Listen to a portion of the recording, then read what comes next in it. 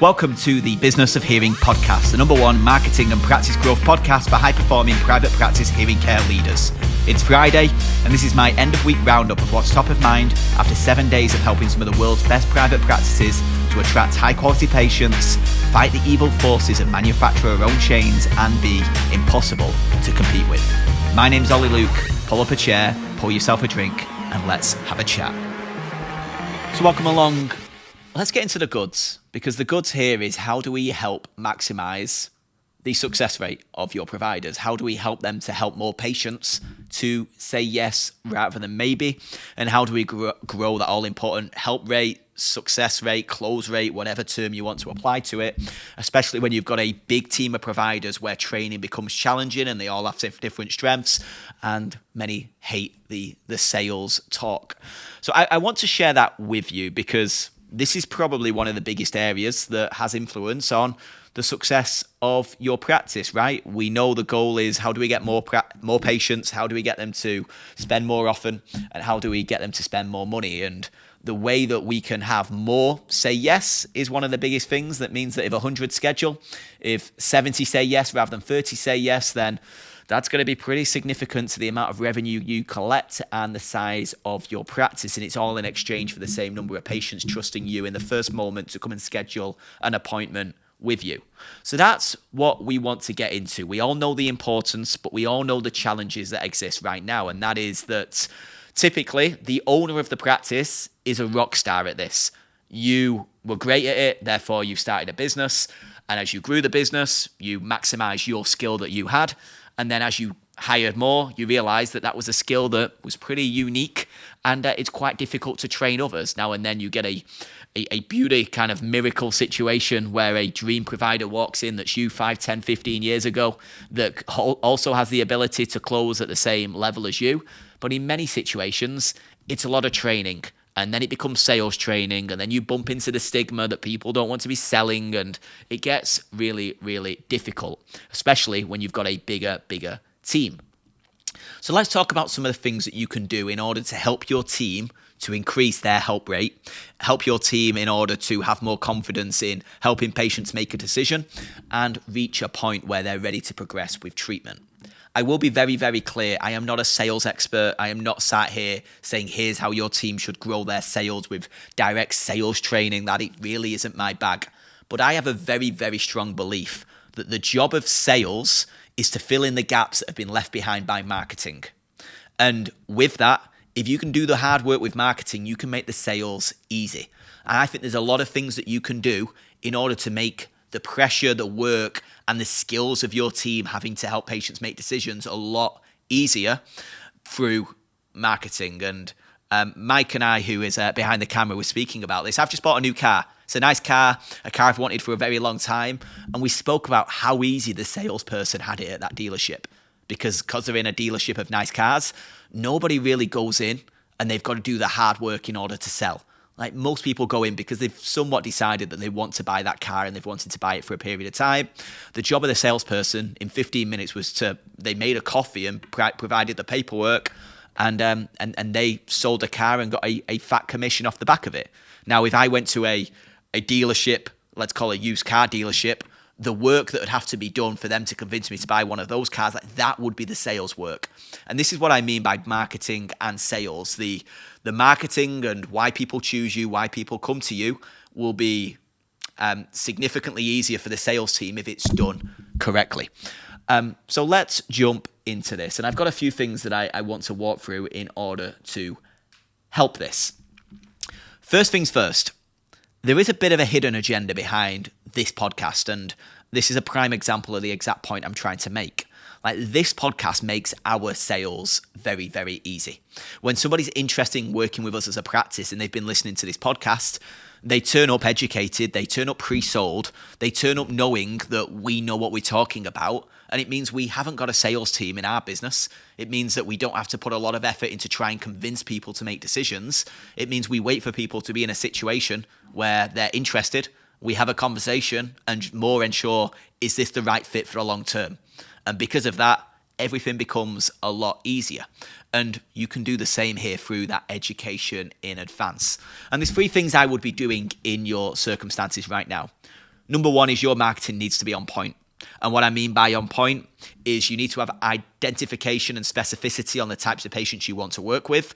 You need to look like the business that those patients would choose. Like, what is the practice that those patients want, and how do you look like that? How do you show up correctly online? How do you look like the business that you want to grow into? How do you then build this never-ending body of evidence? So if they say, I'm a 65-year-old who wants to optimize my hearing to ensure that I can perform in work for the next 15 years, then if I come to your website and you tell me that, hey, we help people who are still actively working to optimize their hearing in order to achieve more success in work, that's super interesting. If I can then see case studies of other people who look like me saying I had these concerns, challenges, wishes, and demands, and this is what I received, and now I'm able to achieve the outcomes that I'm looking for as the person visiting the website. Like, that is the work that needs to be done to ensure you've got specificity on the types of patients and messaging that directly complements everything that they're looking for. Like, the marketing job is so key. If you get that right, the people that turn up to your website because they're a certain individual that has certain unique needs, they see that you help people like them to solve their unique challenges, and then they see the evidence that you've helped many people like them to achieve the outcomes that they're looking for, then all of a sudden the likelihood of them scheduling with you and then going on to see you as the logical option and difficult to choose anyone else will make your sales team, your provider's job, significantly easier. The patient's already pre-sold. They already decided you're the right fit for them. And the only thing you need to do is ensure that you can take their order and make it easy for them to say yes. Like, that is going to be a big thing that will help. What are the other things you can help? Well, I've got two more. The second one is pricing. Because one of the biggest reasons why people don't move ahead is twofold, right? They weren't ready to schedule, like they've been pushed by their physician and they were never really motivated to do this, or they get the sticker shock, they get the pricing, they get overwhelmed. An overwhelmed mind can never buy. The more confusion results in procrastination. And as a result, they walk away and end up in that tested not sold pile, likely to never return. And the question is, how can we better educate them on pricing in advance of that appointment? And I've said this before, and I'll say it again.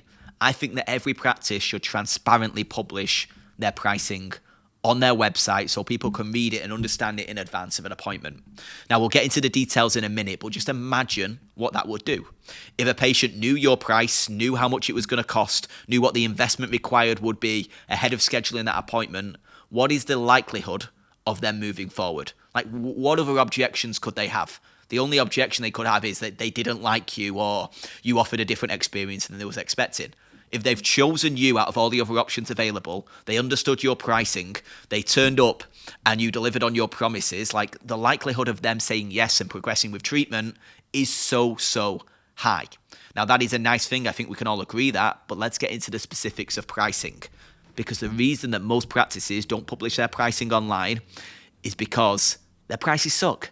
And what I mean by that is, you look like everybody else, and I'll speak directly to you like you're the culprit here, but you look like everybody else. And what I mean by that is, you say, we offer premium technology with 3 years warranty, 3 years service, 3-year L&D, and we're nice people. Like, it's that. And then they look at Costco and they say, oh, Costco offer premium technology with 3 years service, 3-year L&D, appointments as required, and a 6-month trial period, and it's half the price. Like, can you understand why patient would be confused by that and likely go in another direction? The reason most practices don't publish their pricing is because their pricing sucks. Their pricing makes them very difficult to price shop, and the job traditionally of a practice has been get the patient in and then really sell them on why we're the solution for them and then reveal the pricing. But if you can get your pricing up front, then it changes that. But you need to get your pricing right.